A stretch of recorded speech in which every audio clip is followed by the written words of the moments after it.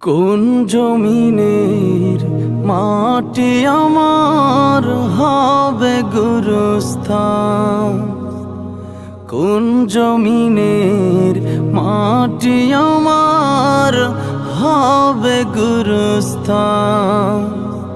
কাদের চোখের জলে আমি